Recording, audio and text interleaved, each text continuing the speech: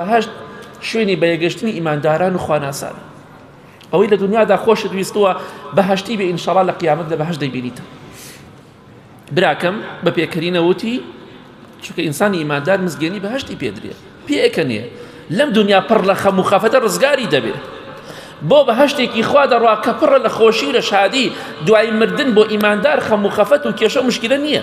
ئەم ژیانە خۆمان دەیزانین چۆنە لە خەوەڵەسی لە کێشە و مشکلە و خەم و خەفەت و ناڕەحەتیای ئەتا خەوی ئەیش خەوی ئەمەندە خەوی ناخۆشە بینی هەوش بێزارە بیت خەوەکەشی ئیسراحەت نییە ئەمە ژیانی دنیاە.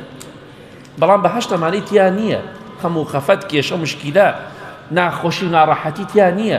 بۆیە براکەم ئینشەڵا مەوعیدی ئێمە بەهەشتە لە بەهەشتێک تێ بینین. بە پێکەرینەوە ئەو قسەی کردو گوتی براکەم قسە نەکەی بۆ هیچ کەسێکی باس نەکەی.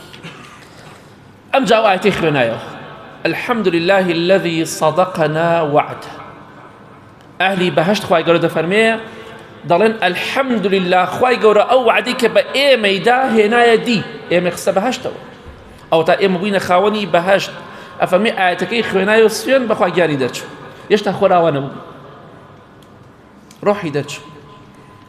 ئەمە ئیماندارە برا بە ڕێزەکان با بە خۆماندا بچینەوە. واللهی ئاخر وشەی ئایەتی قورئانی خوێندەوە ئەو ئایەتەی خوێنایەوە کە ئەهلی بەهەشت دەیخوێننەوە. ئەمە مزگەێنی خۆشە چونکە ئەو خەوە چۆن بینی دەقیق وەکو خۆی دەرچوو بێ زیاد و کەم.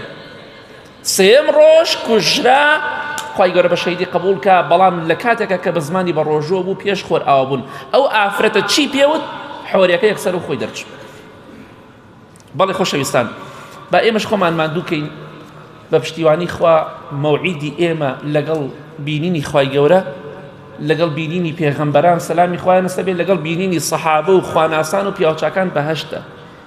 بەڵام بەو مەرجەی ئێمە لە دنیادا خوامان لەبیر نەچێ. بۆیە دەڵێم لە کۆتاییدا دەڵێم براکارم دوای مانگی ڕەمەزانیش خواتان لەبیر نەچێ عیبادەتی بۆ بکەن لەوانەیە ئاخر ڕەمەزان بە ئێمە تێیدا کۆبینەوە. خوا دەزانێت ساڵەتە چەندێکمان لەژێر خۆڵا خۆڵ دایپۆشیوە. ماڵێ من گەنجم چەند برادەری گەنجت مرد چەند خزمی گەنجت مرد مەڵێ من گەنجم لە ساغم خۆ هەتا نەخۆشێکم لێ دەیها لە ساغ کۆتایی پێ دێ. ڕۆژانە ئینسان دەمرێ جەڵدەیەکی دەماغ لێدا ڕۆحە دەرەچێت لە ڕووداوێکی سیارە تووشە بیت ئەمریت خۆ ئینسان بەتەمای چییە هەزارا کەس بۆ خۆش و شادی ڕۆژت لەولاو جەنازەکەی هاتەوە.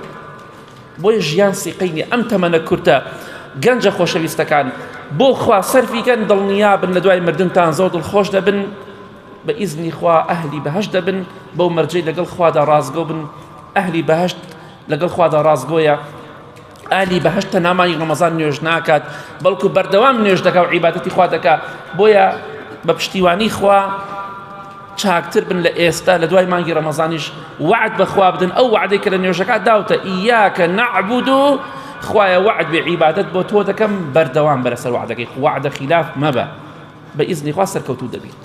یا ڕەبی خوایە چۆن لێرەدا کۆمانت کردو ئەوە لە بەهەشتا کۆمان بکەیتەوە. یا ڕەبی خوایە لە گوناهی دایک و باوک و مردوەکانمان خۆش بی خوایە شیفای نەخۆشەکانمان بدەیت.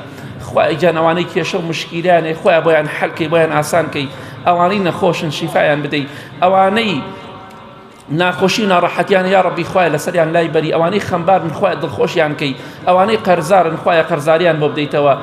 خوایە گیان لە بەهەشتا کۆمان کەیتەوە لە گوناهی دایک و باوک و مردوەکانمان خۆش بی خوایە گیان هەڵنەسین لە مەجلیسە ئیلا لە گوناهەکانمان خۆش بووبێتی.